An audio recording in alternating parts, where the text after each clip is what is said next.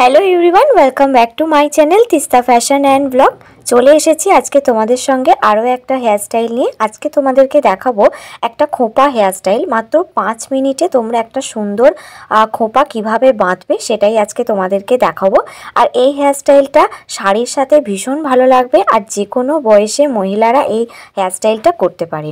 এটা একটা লো বান হেয়ারস্টাইল। তো চলো আজকে এই হেয়ারস্টাইলটা কিভাবে করেছি দেখে নেওয়া যাক।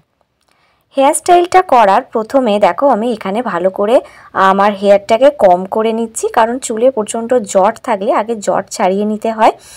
তো জট ছাড়ানোর পরে আমি ফ্রন্টের দিক থেকে কিছুটা হেয়ারকে তুলে নেব। তো এইভাবে দুটো বুড়ো আঙুল মানে বুড়ো আঙুলের সাহায্যে আমি এইভাবে হেয়ারটাকে সামনের দিক থেকে ফিঙ্গার টিপসের সাহায্যে কিছুটা চুল আমি নিয়ে নিলাম ক্রাউন এরিয়া পর্যন্ত। এই চুলটা নিয়ে সামনের দিকটা আমি হালকা করে একটু পাফ বানাবো। তো যাদের ফেসটা রাউন্ড শেপে থাকে তো এই ধরনের হেয়ারস্টাইল করলে কিন্তু ভীষণ সুন্দর লাগে, মানে ফেসটা লুকটা খুব সুন্দর খোলে আর কি।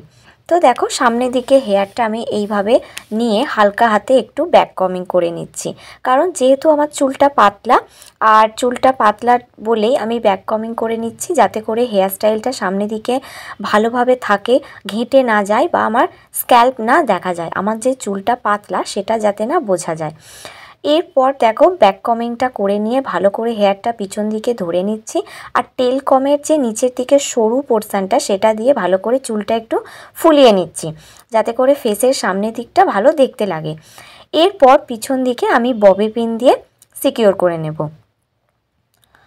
তো এই হেয়ারস্টাইলটা খুব প্রথমেই বললাম খুব অল্প সময়ে লাগে, খুব তাড়াহুড়ো থাকলে তোমরা এই হেয়ারস্টাইলটা ট্রাই করতে পারো। এরপরে আমি করব সামনের দিকটা যদি আমার পাফটা মনে হয় যে হ্যাঁ কোথাও থেকে একটু আনইভেন হয়ে আছে, তো সেখানেও আমি একটু ববি পিন দিয়ে ভালো করে সিকিউর করে নেব, যাতে করে পাফটা আমার সামনের দিকে মজবুত হয়, টাইট হয়ে বসে থাকে। কোনো দিকটা যেন মনে হয় যে খুলে যাচ্ছে, তো সেখানটা অবশ্যই ববি পিন দিয়ে সিকিউর করে নিতে হবে। তো সামনের ফ্রন্টের দিকে হেয়ারস্টাইলটা হলো। এরপর বাকি যে হেয়ারটা আমার থাকছে সেটা আমি পুরোটা একসাথে ধরে নেব, নিয়ে একটা ছোট পাতলা রাবার ব্যান্ড দিয়ে এইভাবে আমি পনি বানিয়ে নেব। এবং পনিটা আমি সেখানেই বানাবো যেখানে আমি বানটা করব। আমি যেহেতু এটা লো বান করছি, তো সেই জন্য এটা আমি নিচের দিক করেই আমি পনিটেলটা করেছি। এই বানটা যদি তোমরা আরও একটু উপর দিক করে করতে চাও তাহলে পনিটেলটা আর একটু উপর দিক করে বাঁধতে হবে। এরপর দেখো আমি এখানে একটা উলের রাবার ব্যান্ড নিয়েছি। এই রাবার ব্যান্ডগুলো দোকানে মাত্র 5 থেকে 10 টাকা করে বিক্রি হয়। তোমরা যে কোনো দোকানে লোকাল মার্কেট থেকে তোমরা যে কোনো সাজের দোকান থেকে পেয়ে যাবে। তো বান নেই তো কি হয়েছে, রাবার ব্যান্ড দিয়েই বান হবে। তো দেখো পনিটেলটার ভিতরে রাবার ব্যান্ডটাকে নিয়ে ভালো করে পুড়ে নিয়ে একদম উপর দিক থেকে হেয়ারটাকে কি করছি রাবার ব্যান্ডের মধ্যে এইভাবে পাকিয়ে নিচ্ছি, একটু করে পাকাচ্ছি, আর একটু করে হেয়ারটাকে খুলে নিয়ে পুরো রাবার ব্যান্ডটাকে কাভার করছি। কাভার করে একদম যে পনিটেলটা বেঁধেছি সেই পনিটেলের যে রাবার ব্যান্ডটা আছে সেখান পর্যন্ত একদম গোড়া পর্যন্ত নিয়ে চলে আসব। নিয়ে এলেই দেখো কত অল্প সময়ে সুন্দর একটা হেয়ারস্টাইল বান মানে খোপা হেয়ারস্টাইল হয়ে যাবে। আর হেয়ারটা যে আমার অল্প আছে সেটাও কিন্তু মনে হবে না। দেখো এরপর আমি এখানে দুটো ইউপিন নেব। ইউপিন নিয়ে দুটো সাইডে আমি এইভাবে ইউপিন দিয়ে যে ভিতরে রাবার ব্যান্ড আছে তার সাথে আমি সিকিউর করব, যাতে করে আমার এই খোপা হেয়ারস্টাইলটা একটু ভালো করে টাইটভাবে বসে থাকে। তো ইউপিন দিয়ে সিকিউর করার পরে দেখো কত সুন্দর, কত অল্প সময় একটা খোপা হয়ে গেল। এরপর আমি এখানে দুটো আর্টিফিশিয়াল রোজ নিচ্ছি। এখানে অরিজিনাল যদি গোলাপ ইউজ করা হয় তাহলে আরও সুন্দর লাগবে। আমি এখানে দুটো আর্টিফিশিয়াল গোলাপ ইউজ করেছি। আর এইভাবে বাঁ দিকে কানের পাশে খোপার একটা ধারে আমি দুটো গোলাপকে বসিয়ে দিচ্ছি। অবশ্যই যখন এক সাইডে গোলাপ লাগাবে তখন বাঁ দিকে লাগাবে, তাতে লুকটা খুব সুন্দর লাগে।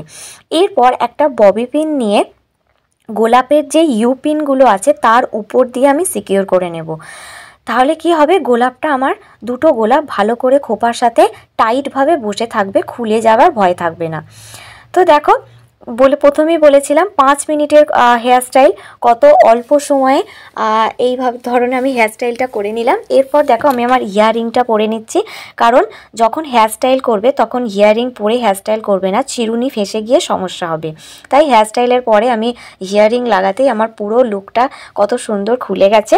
তো আজকের এই হেয়ার স্টাইলটা তোমাদের কেমন লাগলো অবশ্যই আমাকে কমেন্ট করে জানিও, আর তোমরাও ট্রাই করে কমেন্ট করে জানিও তোমাদের এক্সপিরিয়েন্সটা কীরকম থাকলো। আর আমার এই ধরনের hair style, sari draping, fashion বা ব্লগ দেখতে তো অবশ্যই আমার চ্যানেলটা সাবস্ক্রাইব করে আমার পাশে থেকো। আর এই ভিডিওটাতে সবাই একটু লাইক করে দিও, শেয়ার করে দিও। আবার নতুন ভিডিও নিয়ে তোমাদের সঙ্গে